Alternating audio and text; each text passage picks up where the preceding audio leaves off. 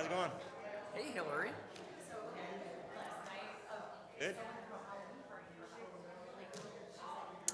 You'd think so, but things keep cropping up. I got involved with the. I got.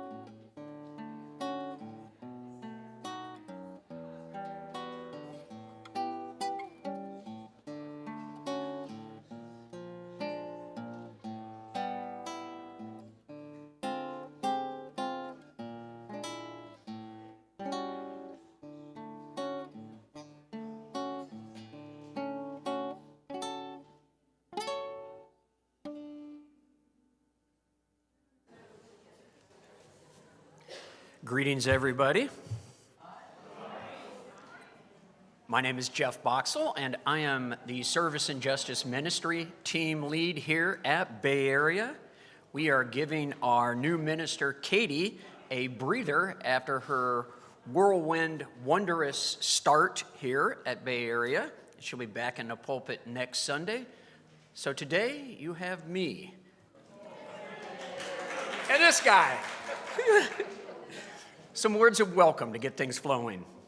Come ye into this house of worship. Come in and find peace and rest, inspiration and aspiration, fellowship and love. Come in and find light for your darkness, a friend's touch for your loneliness, and music for your soul. Come in and let your heart sing for all the blessings that are yours this day.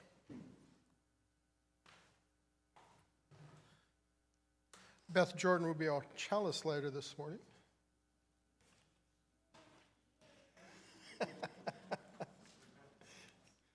Excuse me. It is now when we are called as witnesses of the world to mend it, to change its course, to restore it. It is now when we are called on to act on our values, not to hide, not to fear, but to be bold and loud. It is now that we're called to continue our fight for justice, to organize, to speak up. It is now. Let us gather. Let us give each other courage. Let us worship. Our opening song this morning is Wake Now My Senses. That's number 298 in the gray hymnal for those that like to read the music. We'll sing verses 1 through 5.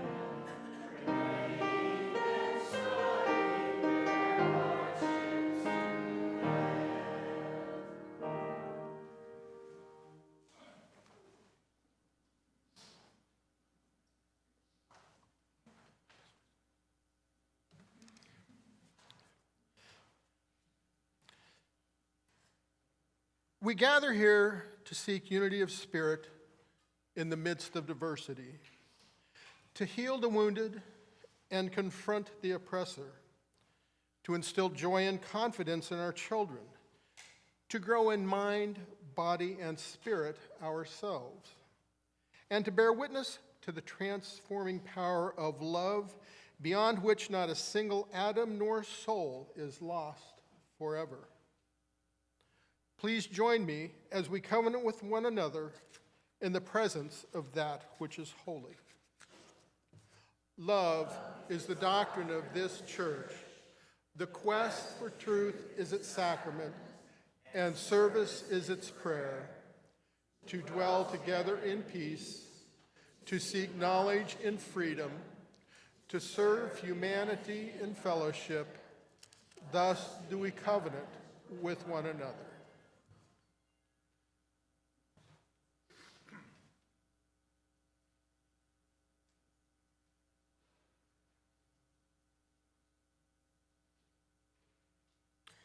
Our unison reading today is one to take to heart as you read it. Number 457 in your gray hymnal, I am only one. Follow my lead.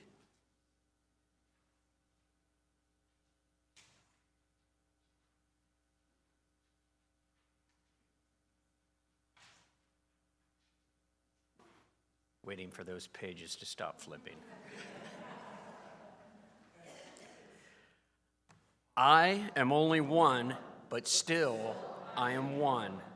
I cannot do everything, but still I can do something. And because I cannot do everything, I will not refuse to do this something that I can do. Nice.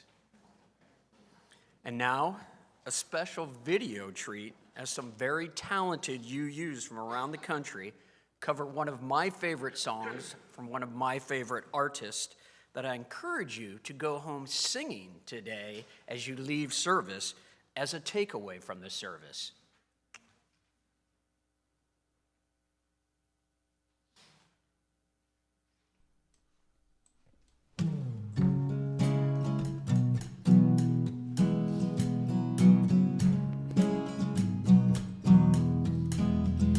Well, I won't back down. No, I won't back down. You can stand me up at the gates of hell, but I won't back down. No, I stand my ground. No, I won't back down. Won't be turned around, and I'll keep this world from dragging me down. No, I won't back down. Yes, I'll stand my ground. I won't back down. Hey, baby, there ain't no easy way out.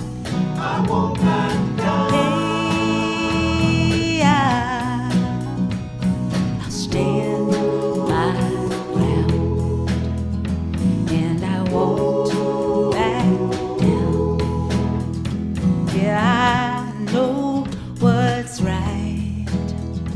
I got just one life, and in a world that's trying to push me around, I will stand my ground. No, I won't back down.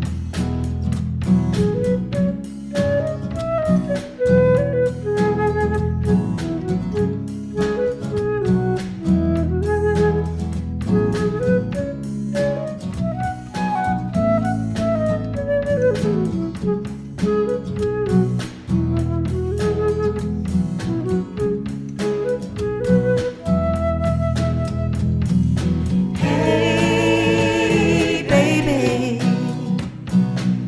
there ain't no easy way out. Hey, I'm gonna stand my ground, and I won't back down. No, I won't back down. No, I won't back down.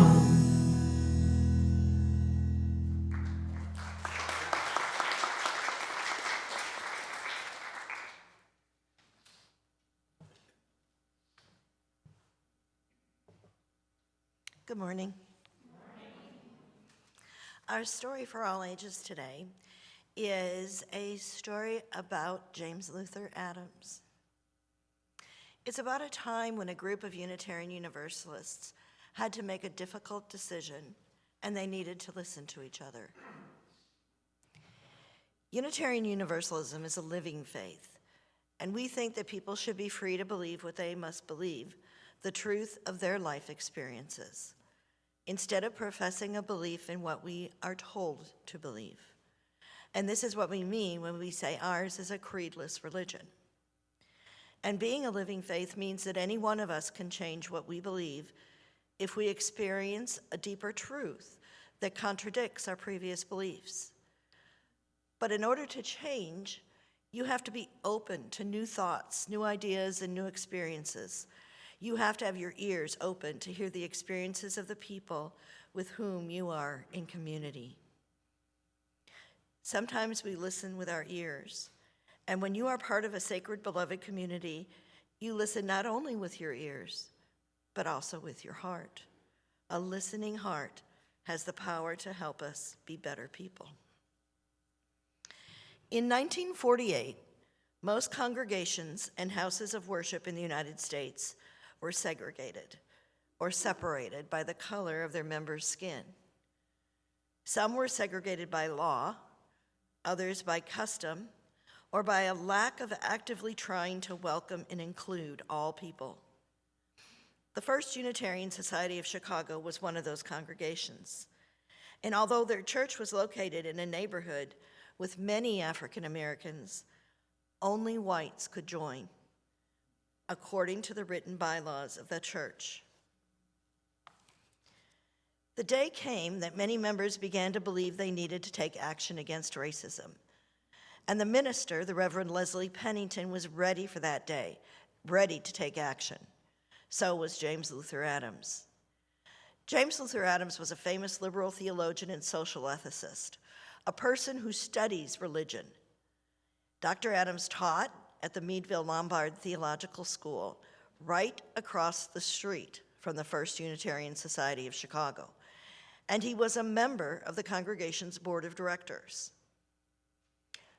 Along with some others, Reverend Pennington and James Luther Adams proposed a change in the church's bylaws to desegregate the church and welcome people, whatever the color of their skin.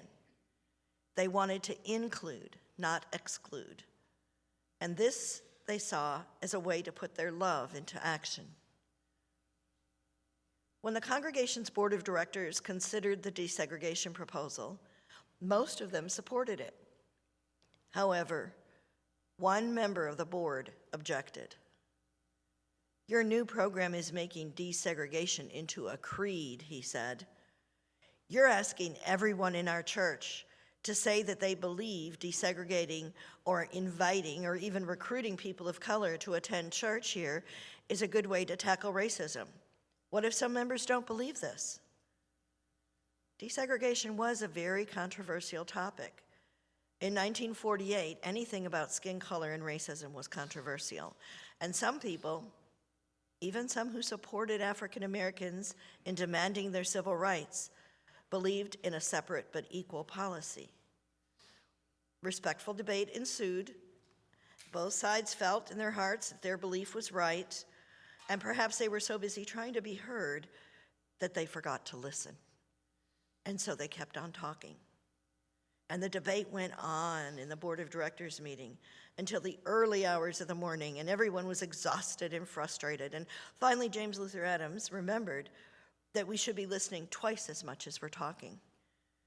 So he asked the person who had voiced the strongest objection, "What do you say is the purpose of this church?" And suddenly everyone was listening. Everyone wanted to hear the answer to that question. And probably the person who objected was listening especially hard to his own heart, as well as to the words that he had heard from the other board members. And that board member who opposed opening the church to people of color finally replied, "Okay, Jim, the purpose of this church is to get a hold of people like me and change them." The First Unitarian Society of Chicago successfully desegregated. There are things that you know, and there are things that I know. When we are together and listening to each other with our ears and our hearts, we know more.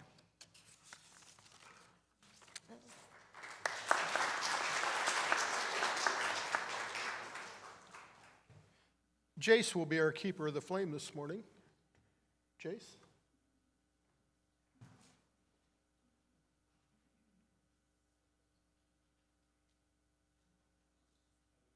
We pass this flame.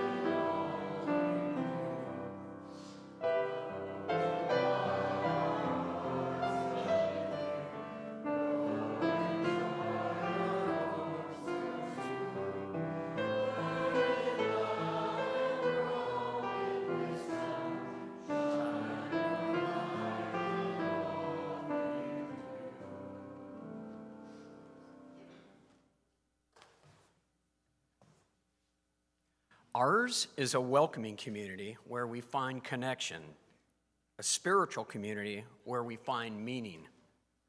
Ours is a sharing community where our joys are amplified, a caring community where our sorrows are lessened. We take this moment to reflect on our joys and sorrows and acknowledge the mutual support of this community with the lighting of candles.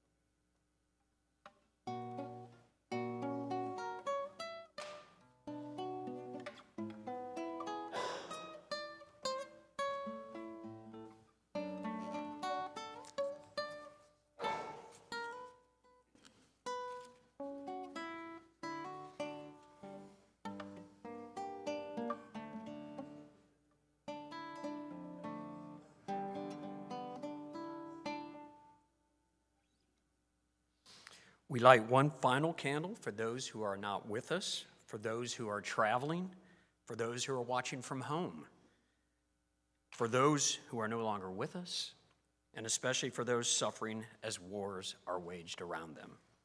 You too are held in our hearts.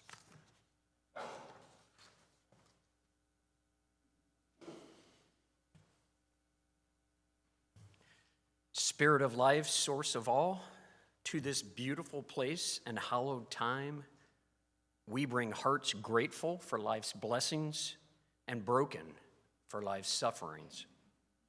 We give thanks for this new day, for love and beauty, comfort and kinship, for the mysterious way that the new springs out of the old, the possible out of the seemingly impossible.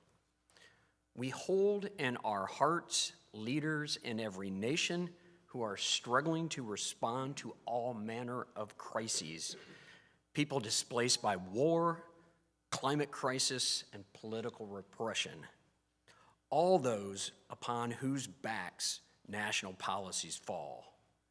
We pray for mercy and compassion to be in and with and among leaders of all kinds, for them to be filled with the Spirit that helps us all do the right thing, even when it's hard or politically unpopular. We lift up one another today, and we lift up our own very hearts. For in this life, it is so easy to miss the mark, to behave in ways that don't reflect who we are at our very best. May the care and support that we find here today give us comfort amid the sorrows and the fears. Enable us to let go of our egos and say sorry, make amends, forgive when the time is right. May this faith and congregation, imperfect as they may be, help us know that we are loved just as we are, but too much to let us stay that way. And when it seems like nothing will ever get better or the world is about to end, may the power that makes all things new remind us how often that feeling signals that something new is just beginning. Amen. Please rise as you are willing and able for hymn number 1018 in your teal hymnal.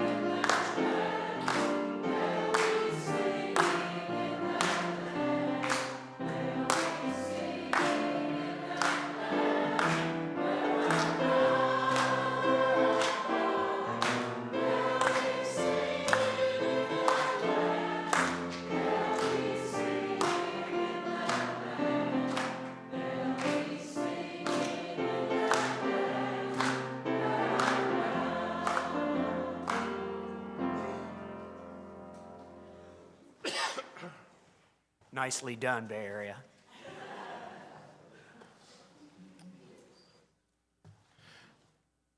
The reading this morning is called The Hill We Climb, and it's by Amanda Gorman.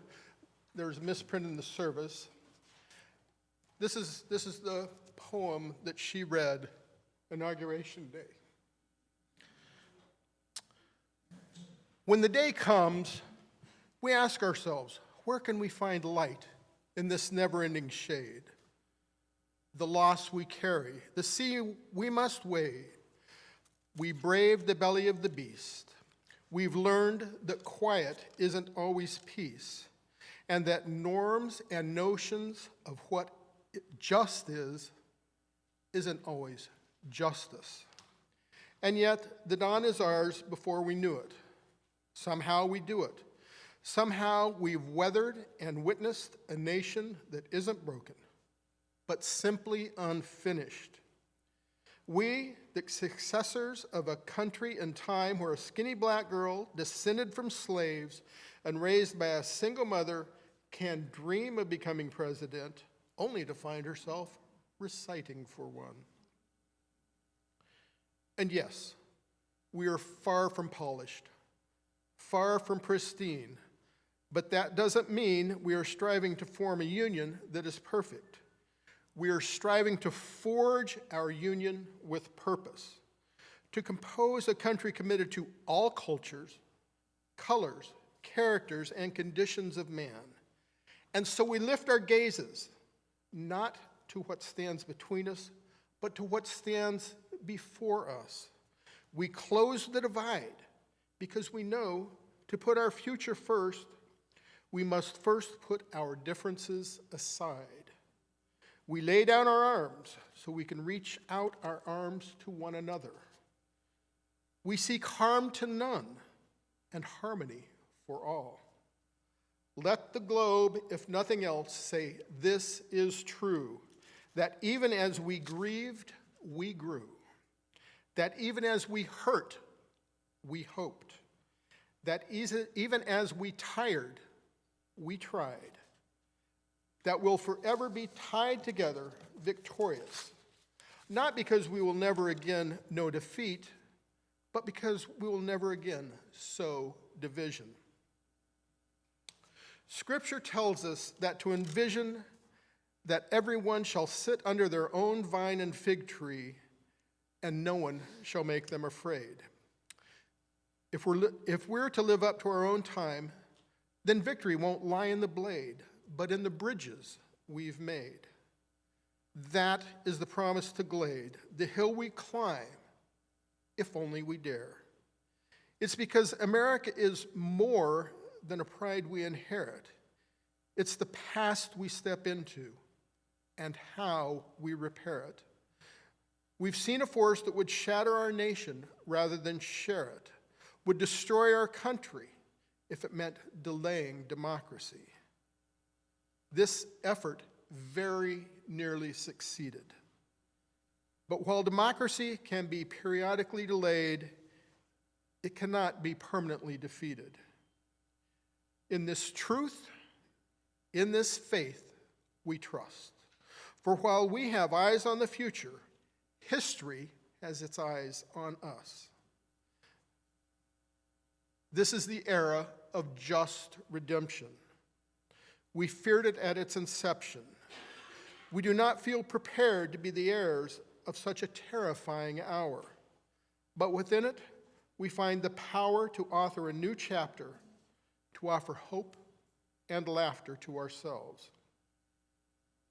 So while we once asked, how could we possibly prevail over catastrophe? Now we assert, how could catastrophe possibly prevail over us? We will not march back to what was, but move to what shall be. A country that is bruised but whole, benevolent but bold, fierce and free. We will not be turned around or interrupted by intimidation, because we know our inaction and inertia will be the inheritance of the next generation. Our blunders become their burdens. But one thing is certain. If we merge mercy with might and might with right, then love becomes our legacy and change our children's birthright. So let us leave behind a country better than the one we left. So let us leave behind a country better than the one we were left. With every breath from my bronze-pounded chest, we will raise this wounded world into a wondrous one. We will rise from the golden hills of the west. We will rise from the wind-swept northeast, where our forefathers first realized revolution.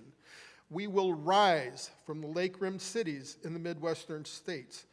We will rise from the sun-baked south.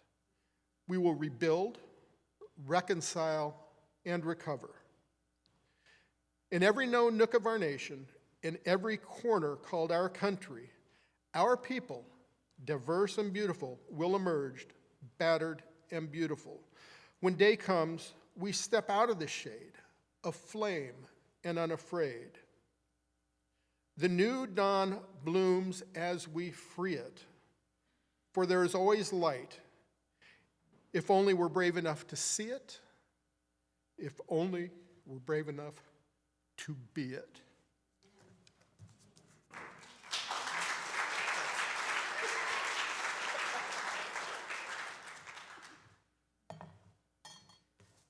Nicely done, Steve. TikTok might say men think about the Roman Empire daily. Did you hear this? But it's the American Empire that has Reverend Peggy Clark's attention. Peggy is the senior minister at the Community Church of New York and the board chair of UU's for Social Justice. Mirroring the innocence of the mid and late 20th century, she grew up believing that the United States is the best nation that has ever existed. That opinion came from her white immigrant family, grateful largely for opportunity and the freedom of economic prosperity. But over time, she feels our democracy has begun to fade. And whether or not children are told this, that this is the best nation in the history of nations, doesn't alter its current downward trajectory. She is concerned, but has not given up hope. Far from it. What follows are her words on this Power Sunday, and I will do my best to deliver them with the passion that she wrote them with. Listen and see if they resonate with you. As much as we'd like to say we've been a democracy since 1776, or maybe from the ratification of the Constitution of 1788, we've mostly been a democracy in process until the full realization of our potential with the passing of the Voting Rights Act of 1965. With the codification of inclusion at the ballot box and the United States, we became worthy of admiration of democracies, both realized and struggling, from around the world. Our system of government, standing on a strong foundation of law, had the near full support of our nation's people and our institutions, creating what we thought was an unbreakable network ensuring equal access to our founding promise of life, liberty, and pursuit of happiness. But as we approach the 16th anniversary of that peak moment, most Americans are aware that our democracy is on a downward spiral. There are many key markers that support this suspicion, including our decline on the Polity Index, Google that after service, that moved us below the threshold of full democracy for the first time in recent history. Now, President Joe Biden warned us just a few weeks ago that democracy is at risk, that the threat to our constitutions and our institutions is serious, noting extremism and increasingly disturbing threats of violence on our leaders. Of course, we don't need scholars or even our president to tell us what we can see and hear for ourselves. The words chaos and dysfunction and infighting have become common in our national headlines as our government grinds to a halt over and over again. Strong, healthy democracies require what we call civil society. Civil society consists of all the voluntary organizations where people gather autonomous from the state.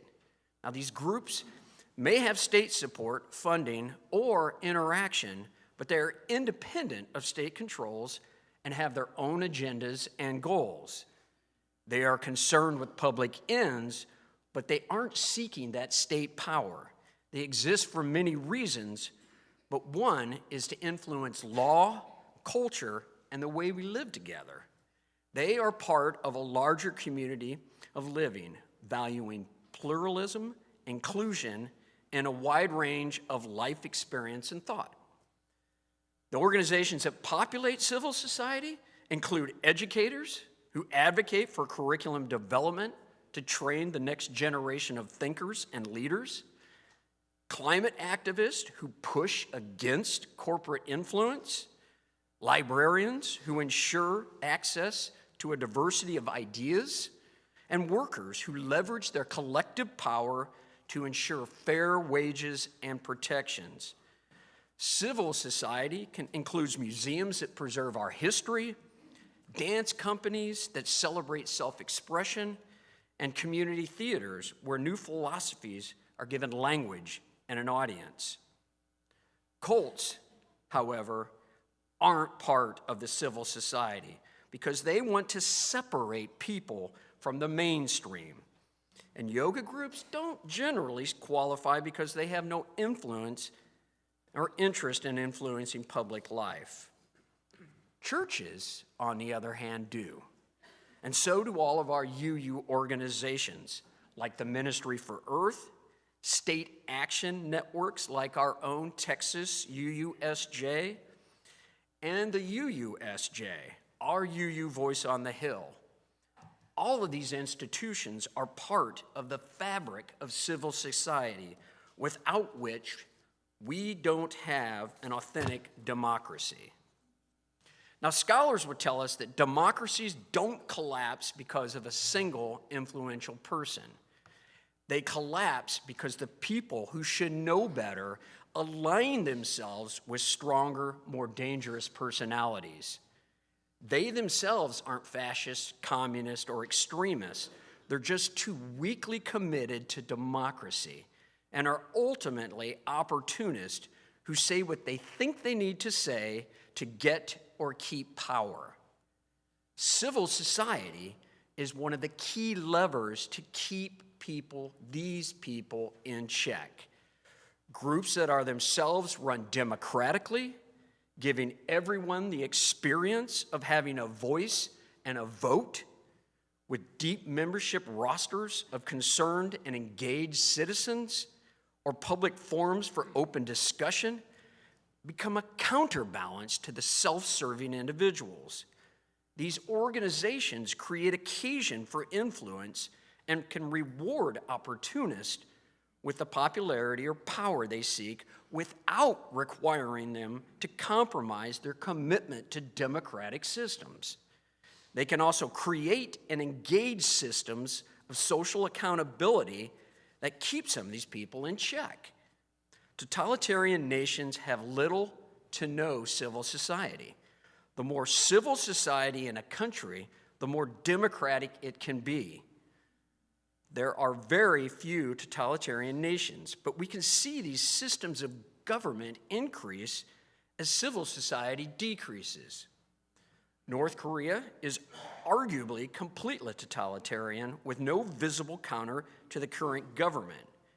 China used to be more complete, but civil society has been growing there. When nations like Russia want to increase governmental control, they shut down parts of civil society, as does every autocrat seeking to consolidate his or her power. Voluntary organizations are a crucial part of any healthy, transparent, and legitimate democratic system. We can determine the vitality of a democracy by the integration of these groups, again, into the fabric of the nation. Faith-based organizations like ours are historically some of the most difficult to terminate because they are often seen as the moral centers of the community. Shutting them down forces the government to admit a lack of concern with morality, an act most citizens find alarming. Instead, many authoritarian regimes work to befriend religious educations, seeking to align religious power centers with their own. And we can see this happening here in the U.S. with certain evangelical churches who become supporters of some of the more dangerous factions in the current system. And this makes our own position as a liberal religious denomination all the more necessary in our current political climate. We continue to have the moral authority to counter the current trajectory and stand against the wave of conservative religious alignment with the radical right-wing political movement. Our existence, our internal health and strength is an essential part of what can turn the tide of American democratic legitimacy. It is our witness to pluralism, our embrace of science as a source of truth, our own democratic structures, our collective voice for concern, for education, for inclusion, and our training of new leadership class that demonstrates the need for witness and the centrality of our voice as part of civil society right now at this moment in history. Now, sadly, this comes at the same time religion is on a steep decline in American culture. Across the countries, UU churches have seen a dramatic reduction in membership. We've lost 18,000 children from our RE programs over the last 10 years. We've lost 100,000 members over the last 50. In 2020, the average size of a UU congregation was half the size as 20 years earlier. And we've seen this here at Bay Area. And we're not alone in this free fall. As liberal religion declines in national influence, so does American democracy. And I don't think these things are unrelated. Just as people are turning away from institutional religion, the demons of authoritarianism are gaining ground. When the moral centers lose influence and can no longer claim to be our collective conscience, it's easier for alternatives to take root. Our voices get weaker and are harder to hear. But let's not pretend we're inaudible.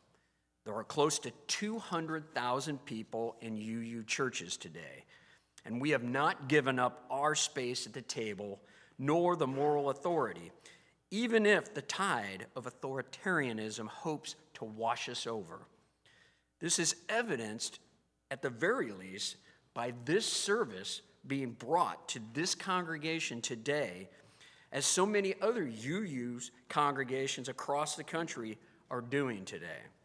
We are interdependent, interconnected, and committing to holding up our shared religious values. Now, this Power Sunday comes from the UUs for Social Justice. The UUSJ was founded originally by a circle of UU churches in the Washington, D.C. area who wanted to leverage their geographic location to influence the federal conversation. About 2 years ago, UUSJ broke out of that model and opened to use across the country to become our one collective voice, not just those so positioned closely to DC power centers. UUSJ is a small organization with no full-time staff, like so many of our UU groups, doing good works of faith. But with the help of their executive director, UUSJ has had an outsized influence in federal policy conversations. This worship service is designed to get the word out about both our UU potential as a faith community through the works of UUSJ in these national discussions, and to hold up one of our own institutions, also part of civil society, in need of support in these fragile days of democracy. And this Clear Lake area, situated in this little conservative pocket of Texas, is so important to me and to all of you. And we've got to keep this UU institution thriving, along with other UU institutions across the country.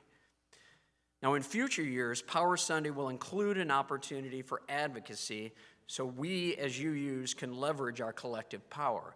And I invite you to look at the media coming out from this church, giving you opportunities to engage with Texas UUSJ and their work at our own capital. Now, scholars might tell us that American democracy is deconsolidating, but it is far from collapse. Even through significant challenges, the system is holding. Now, with the kickoff of Power Sunday, UU congregations can step into our moral authority in partnership with each other and other liberal religious members of civil society to hold strong against the tide of authoritarianism. Through our connection with UUSJ, the building of our collective power on the Hill, and as a partner with other denominations who are also holding back the waters of authoritarianism, UUs play a key role in keeping our democracy strong. Today, in churches around the country, we are raising our shared consciousness, holding up our critical place in the democratic fabric of our nation, and tuning our collective voice and reminding Unitarian Universalists that we are necessary, that we are not alone, and that in this fragile moment of American history, we are still powerful. Can I get an amen?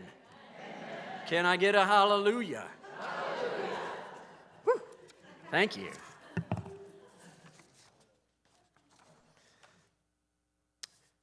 Now is the moment to share not just your time, energies, and talents for bringing about positive change in the world, but to also lean into your spirit of generosity as we take an offering that will support this self-supporting church and its ministries.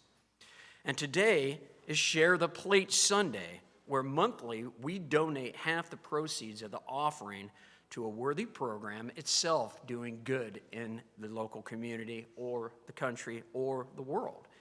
Today's recipients is Higher Up Texas, or HUT, as some of us like to call it. And here to tell us more about the program is a member of this church and the executive director of HUT, and one of my favorite humans, Hillary Graham. Now, Hillary has been empowering youth since 2006 through her work in the nonprofit sector. Growing up, she experienced home life issues which inspired her to delve into the issues children face that may hinder their chances of success. She works toward achieving her goal of assisting youth in breaking the cycle both professionally and voluntarily through her role in community organizations. Please welcome Hillary.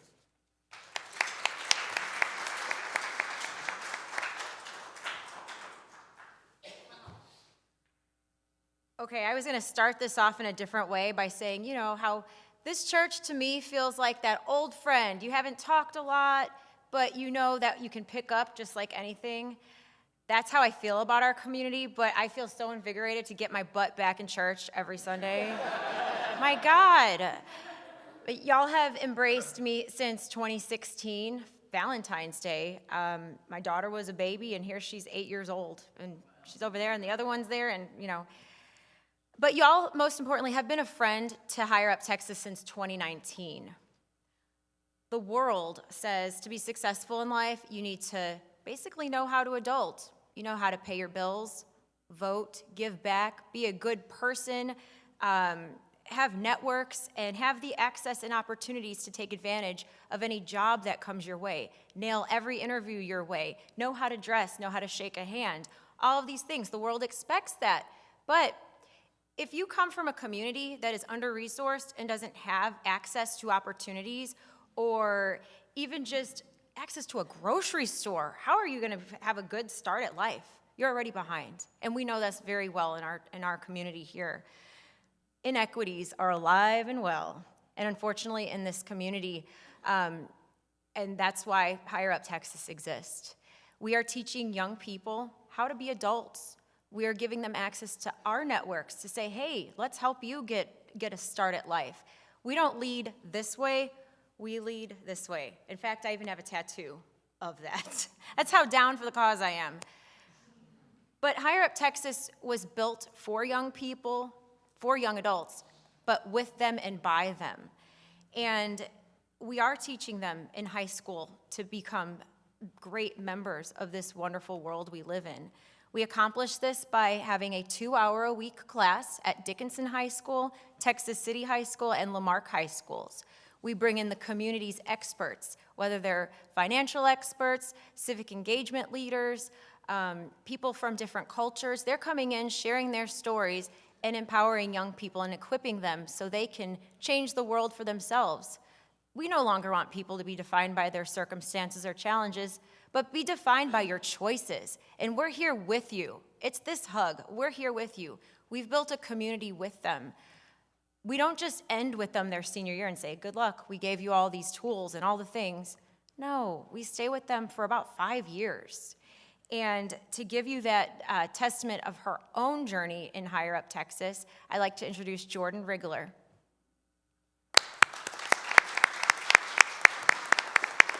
And Jordan joined HUT in 22, but started in 21, but graduated in 2022. Hi, good morning. So, she already introduced me, but my name is Jordan Rigler. I graduated Dickinson High School May of 2022. I was in the HUT class through AVID and have so far been going to college in the mainland to get my associate's degree and just to get the basics out of the way before I go to Tarleton. I think I was here last year kind of telling about myself, but I'll kind of do like a little brief summary again. I am a first-generation college student. Neither of my parents graduated college. My mom did attempt to, but then she had me. So she focused on myself and my sister. And then my dad didn't even consider college.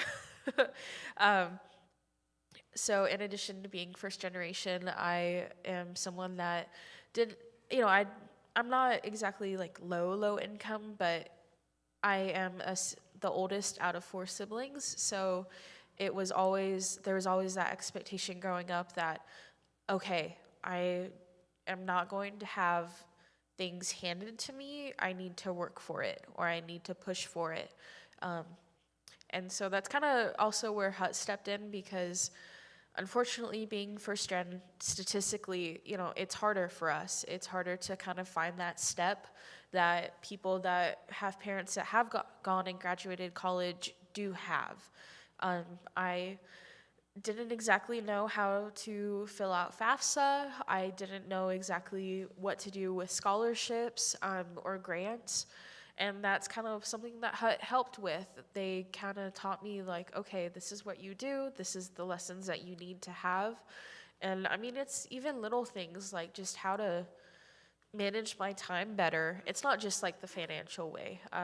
HUT, I like to say to everybody I talk to, HUT is my safe space. It is like my home away from home. And I see Miss Graham and Miss Williamson as kind of like mother figures. I can talk to them about things that like I think my own parents would never understand.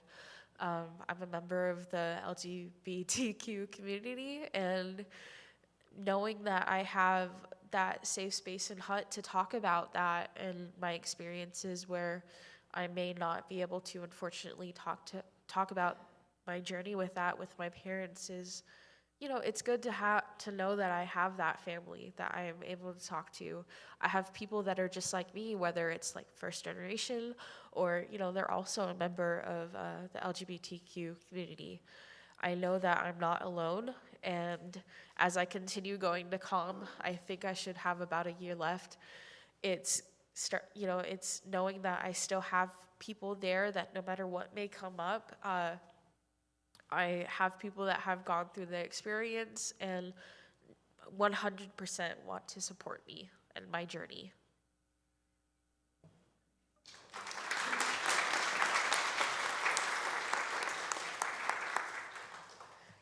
We have some flyers in the hallway if you'd like to learn more, but in a nutshell, we teach high school seniors how to adult, and we stay with them for the years after. Thank you.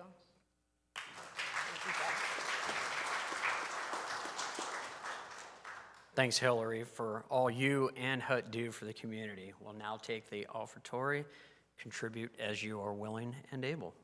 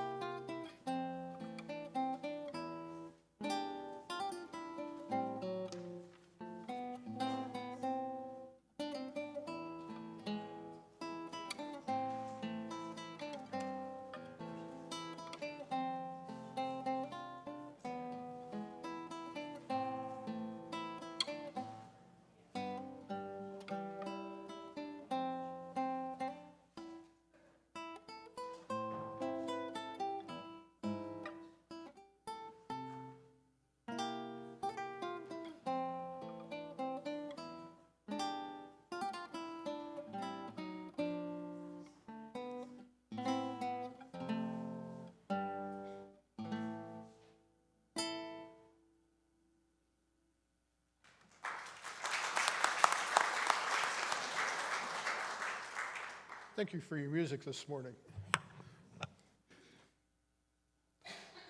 Please join me in saying, "This gift from the abundance of my life blesses me, our ministries, and the world."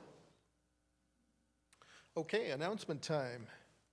After today's service, please join us in Cockrell Hall for the annual BAUUC Fall Festival. There will be entertainment and something for everyone. Stop by and taste some chili or get something yummy from the bake sale. All proceeds from the Fall Festival will benefit UNICEF. And you may have noticed the bloodmobile outside here. Please give blood, help save lives. There are still some spots available. Check outside Cockrell Hall to see if you can still give blood. And I know they're giving away some I Bleed Orange jerseys today, or another Astros there you go. Another Astros related t-shirt as well, so. St. Arnold's, there's a St. Arnold's coupon too. Oh, hey, there you go. Get some St. Arnold's and go Astros.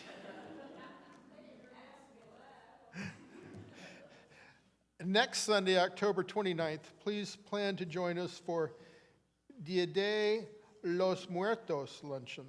The luncheon will include fun features and activities. Enjoy authentic Native American and Hispanic food. Vegan options will be available. As a bonus attraction this year, Pancho Claus will be there. The suggested donation for lunch is $10 for adults, and children under 12 are free. In support of Interfaith Caring Ministries' annual food drive, we're asking for donations of food and other items. You can find a list of the holiday items needed in the order of service today. To donate, just drop your donations items in the designated shopping basket in Cockrell Hall by November 10th. And it's time for the annual service auction.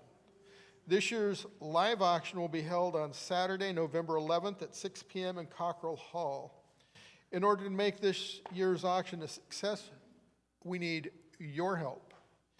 If you open up this week's order of service, you'll find a service auction insert with a donation form in the back.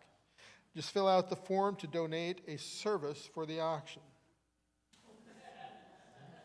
This is one of our biggest fundraisers of the year, so be sure to get your service donations in soon. And finally, if you're not on our email list, you can sign up at our website at bauuc.org. We send out an email of weekly briefs every Tuesday that contain all of these and many other activities that are happening in our church. Our closing hymn today is number 1028, The Fire of Commitment, verses 1 through 3. So that's 1028 in the teal hymnal for those that want to follow along.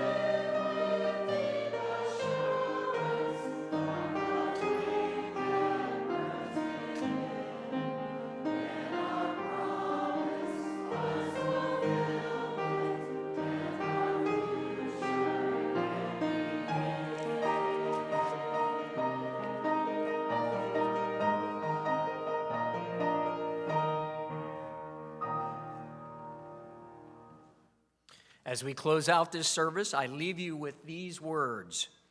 Take courage, friends. The way is often hard, and the path is never clear, and the stakes are very high. Take courage, for deep down, there is another truth. You are not alone. Blessed be. Go Astros! Woo!